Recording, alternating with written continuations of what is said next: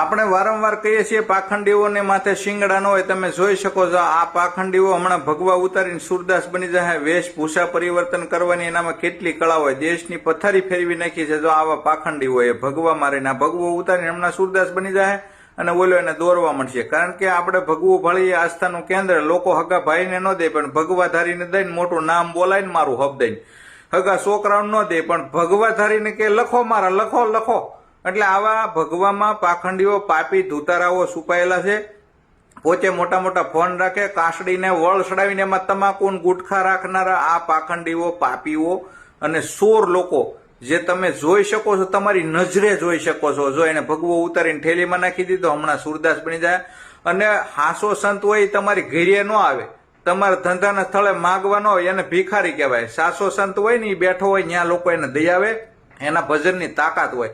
બાકી જેને ભજન નથી કરવું લોકોને ધૂતવા છે એ તમારી ઘેર ઘેર ભીખ માંગવા આવે. જો આ ઉપડ્યા એ કોકનો આંકડે વારો જો તમે.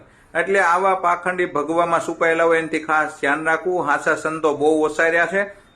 આપણે ઓળખતા શીખવા જોઈએ કે જાતે ભજન કરતા શીખવું જોઈએ. આવા ધૂતારાઓથી કાંઈ આપણું કલ્યાણ થવાનું નથી. એટલે ભગવાધારીથી સાવધાન રહેવું. આપ સૌનો ખૂબ ખૂબ આભાર. વિડીયોને ખૂબ શેર કરી દેજો. ધન્યવાદ.